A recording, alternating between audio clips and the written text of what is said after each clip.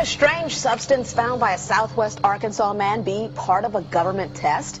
Well, that's the question at the heart of a phenomenon called chemtrails, now getting widespread attention. Well, they say the government is dumping chemicals on us to control or manipulate the weather. And they say the unusual-looking jet trails in the sky are actually chemical-laden chemtrails. People say the government is up there in airplanes spraying all kinds of chemicals to change or manipulate the weather, leaving what you see there, and they call that a chemtrail. So when I look up there and I think are contrails, you're telling me are chemtrails? Yes, that a contrail would be dissipated by now. And it's interesting, Dale and Christina, this is of interest not just in this country, but European countries and frankly all over the world. A lot of folks interested in it. Well, Dave, you mentioned that climatologists and others who study the atmosphere believe that they'd be able to surely spot any kind of signs of an ominous plot. Our journey started in San Diego, California, where thousands of scientists, engineers, policymakers, and journalists gathered for the American Association for the Advancement of Science Conference. One of the topics was the artificial manipulation of the Earth's climate, also called geoengineering. During the meeting, scientists spoke about the plausibility of implementing geoengineering campaigns throughout the world under the guise of preventing global warming. One widely accepted theory was to block the sun by spraying something into the atmosphere. When they were asked about existing aerosol programs, they stated clearly that no such programs have ever been implemented. But strangely, these proposals sounded exactly like what people around the world are claiming is already happening. When I found out that the American Association for the Advancement of Science was going to be held down here and the main body of topics would be on geoengineering, I had to come. I had to be in on this. I had to hear what these top climate change scientists had to say. And that's the other question about chemtrails and whether geoengineering is being deployed right now without our knowledge. I don't have any personal insight into that, other than to say that I worked in government at pretty high levels in the White House and at state government. I'm personally skeptical of that. But obviously you never know what you don't know. Chemtrails.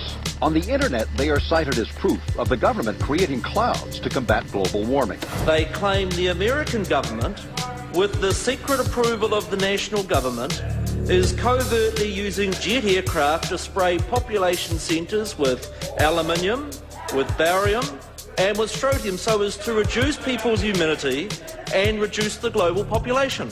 I'm always a little bit suspicious because the government doesn't seem that capable to do something on such a large scale. That is not rain, that is not snow. Believe it or not, military aircraft flying through the region is dropping chaff.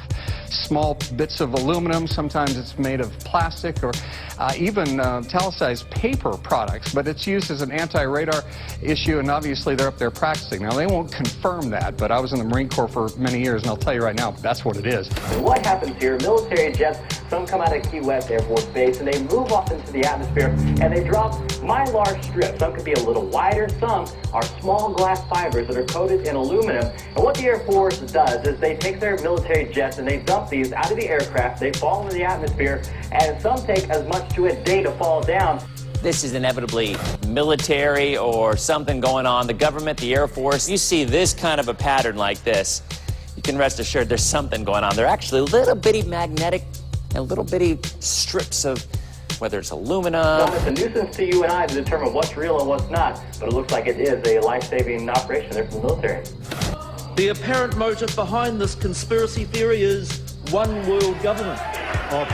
Order, I cannot hear. Mr. Speaker, I want to assure the House that both my ministry and my colleague, the Minister of Health, who have received correspondence on this issue, that this conspiracy theory does not have an iota of truth, and that the trails observed from aircraft simply come from jet engines. Question number 9. Order.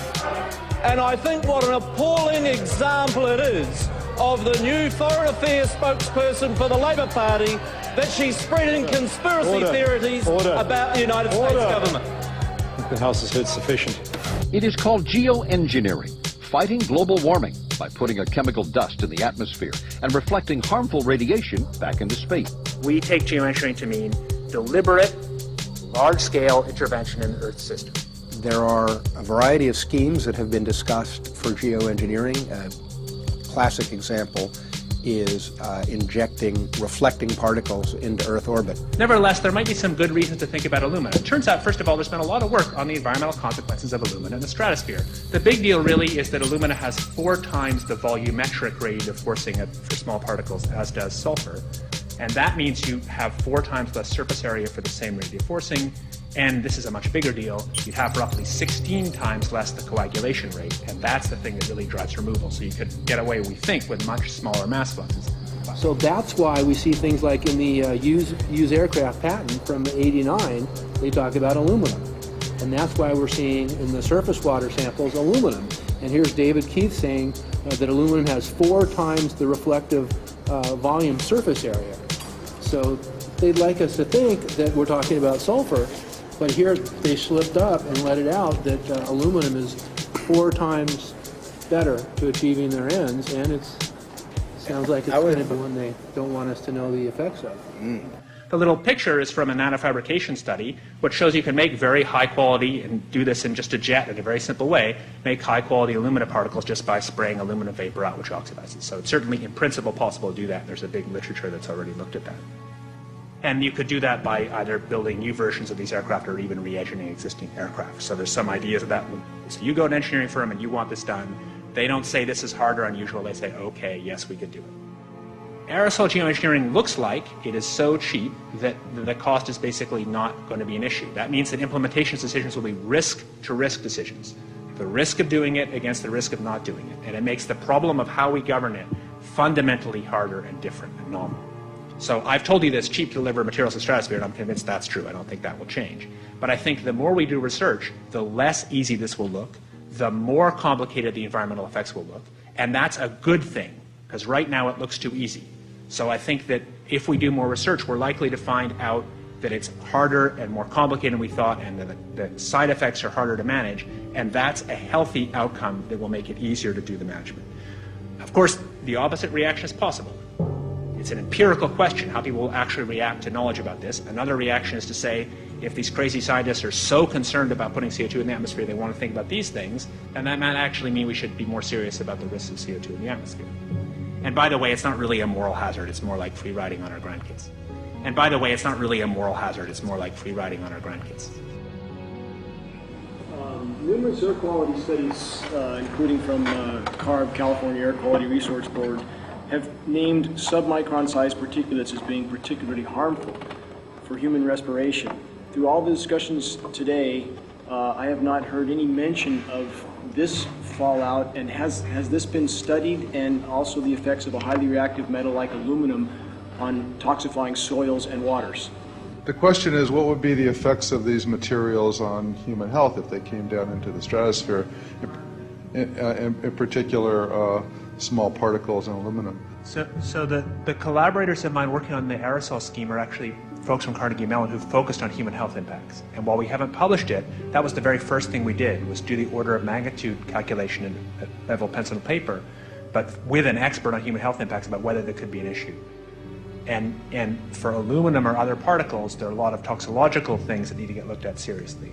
But if you're just thinking about the sheer number of particles and the human health impact of small particles, the answer is, well, we haven't published it. That was the first thing we looked at with some of the leading experts who do epidemiological research on human health impacts, and it's not even close to being an issue. Clarify, so 10 megatons of aluminum dumped into the atmosphere would have no human health impact. So let me be more careful here. We're to separate out the toxicological. So the alumina, we've only begun to research and published nothing. Alumina, we've only begun to research and published nothing.